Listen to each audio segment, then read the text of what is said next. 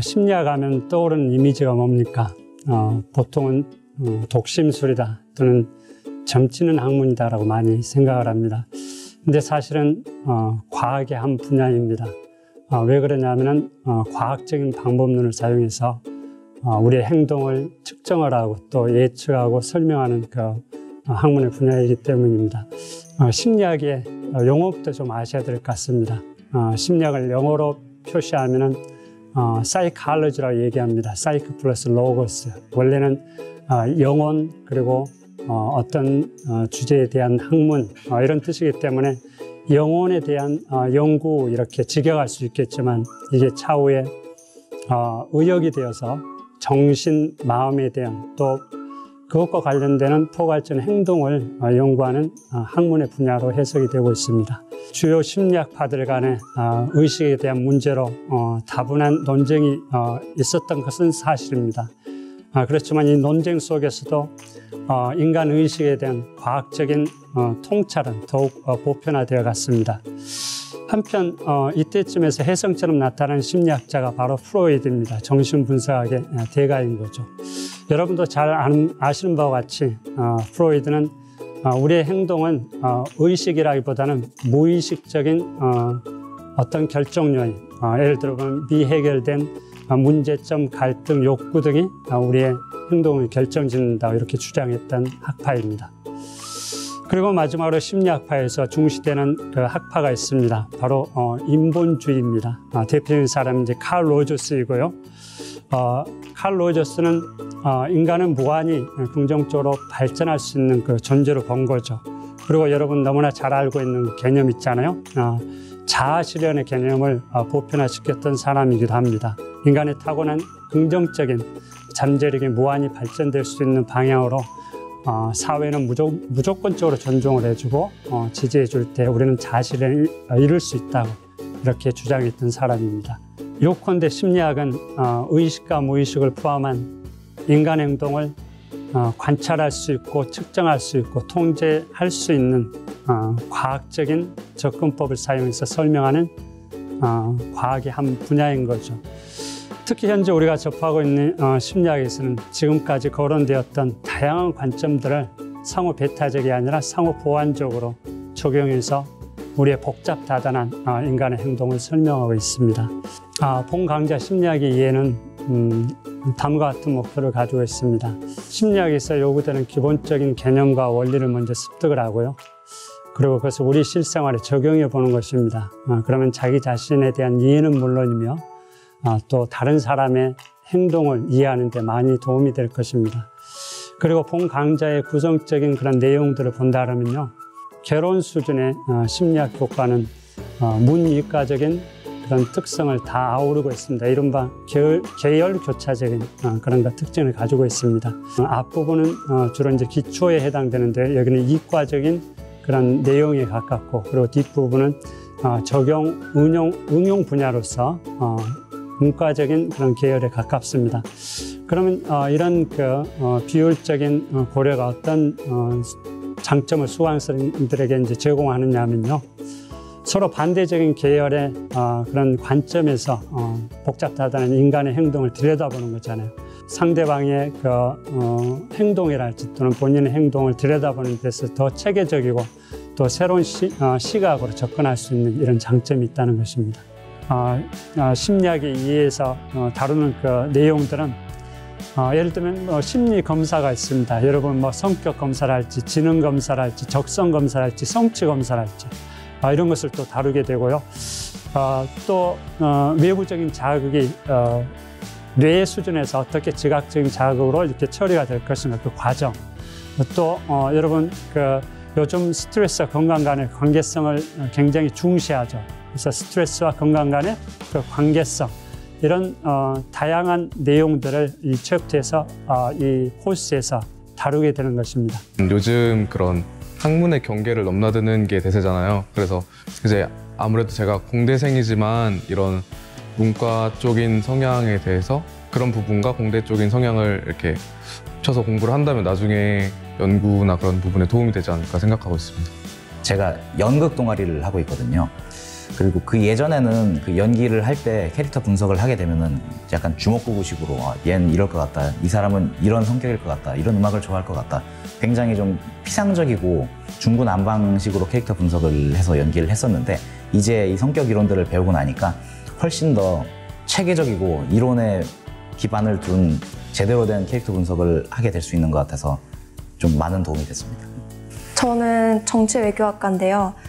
정치라는 것도 사실 여러 사람들의 의견을 이제 듣고 취합하고 이제 합의를 통해서 이제 의견을 만들어 나가는 학과인데, 교양 같은 거는 이제 다른 과 사람들도 많이 만나고 이제 정치외교 학문뿐만 아니고 다양한 학문을 배우면서 A라는 사고뿐만 아니라 B라는 사고 방식도 배울 수 있고, 그래서 편향적인 사고 말고 좀 색다르게 볼 수 있어서 좋은 것 같아요.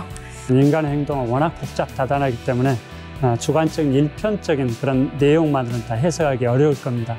그런데 과학적인 접근이기 때문에 체계적인 사고의 틀을 갖게 되는 거죠. 그렇다 보면은 배웠던 그런 내용들 과학적인 시각으로서 해석하게 되고, 또 미래에도 비슷한 어떤 그 현상이 발생이 된다라면 자신감 있게 자기가 배웠던 과학적인 틀, 사고의 틀을 가지고 해석하고 또 합리적으로 생각할 수 있는 그런 능력을 갖게 되는 거죠. 처음에는 좀 어려웠는데 평소에 듣고 싶었던 내용이기도 하고 듣다 보니까 재밌는 것 같아요. 별로 어렵지 않고. 내용이 생소해서 제가 아무래도 공대생이다 보니까 평소에 듣지 못하는 그런 용어들이나 학자들 이름이 나와서 좀 당황스럽긴 한데 그래도 그에 대해서 설명을 교수님께서 잘해주셔가지고 되게 괜찮은 것 같습니다. 그리고 특징적인 것은 소그룹 단위의 그 디스커션, 그러니까 토의를 진행한다는 것입니다. 챕터에서 가장 중요시되는 또 좀 상대적으로 이해하기 어렵다는 것을 이제 문제화하는 거죠. 그리고 학생들은 4명 내지 6명씩 하나의 그 조를 형성을 하고 그리고 일정한 시간 동안 그 토픽에 대해서 배웠던 내용을 적용해서 분석을 하고 철저하게 나름대로 거기에 대한 답을 이끌어가는 거죠. 토의를 통해서. 그런 뒤에 학생들은 자신의 생각을 피려가는 발표 시간을 갖게 됩니다.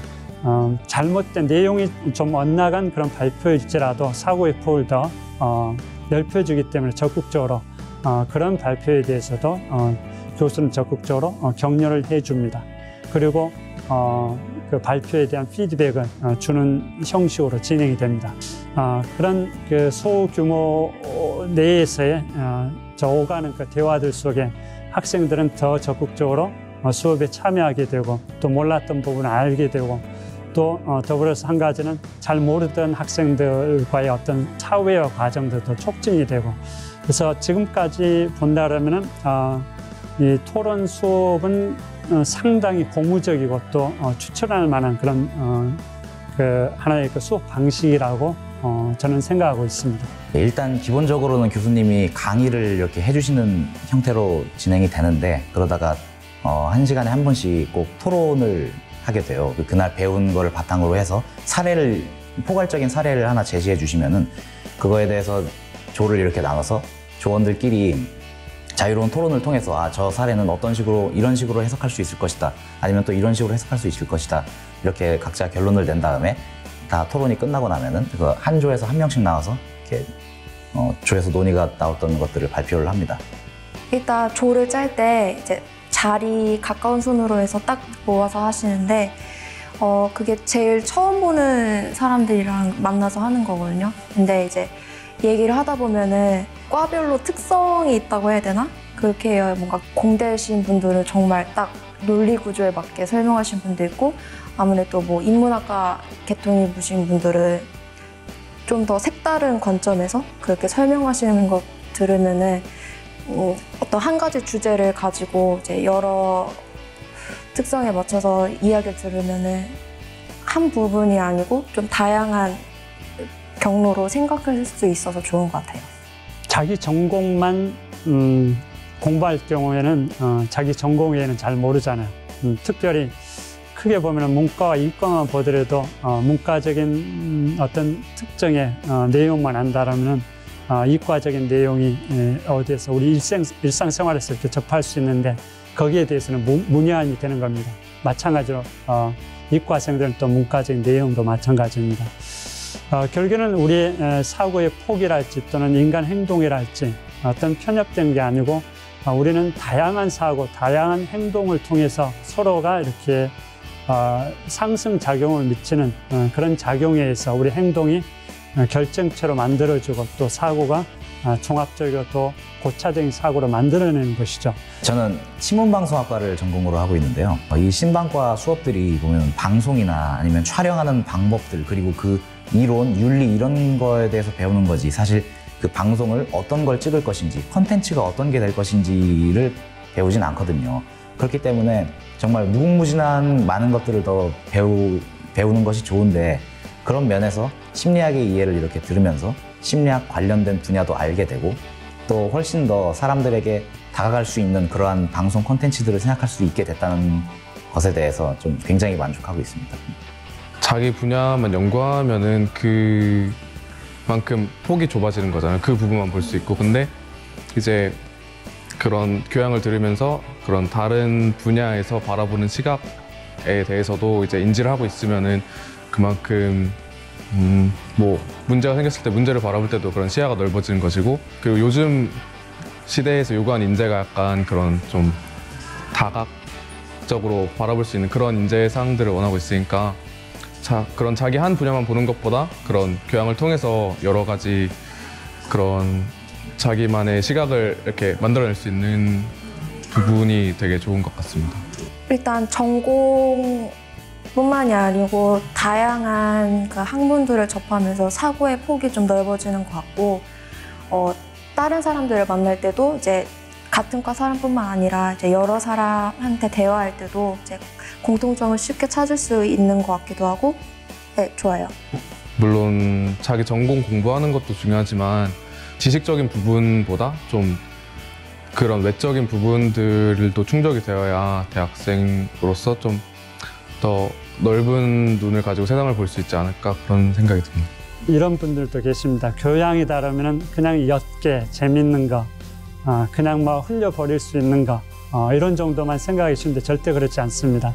정말 교양은 우리 사고, 행동에 아주 탄탄한 기반이 되어야 됩니다. 교양에서 심리학의 이해는 심리학 전공생보다는 전공을 하지 않는 분들에게 심리학의 본질적인 그런 특징을 가르쳐줘야 되기 때문에 보다 더 정성으로 준비하고 더 깊이 있게 더 핵심적인 내용을 가르쳐야 된다는 그런 생각을 하고 있기 때문에 교양 과목을 들어도 심리학에 대한 하나의 초보적인 전문가는 충분히 될 수 있다고 저는 확신할 수 있습니다.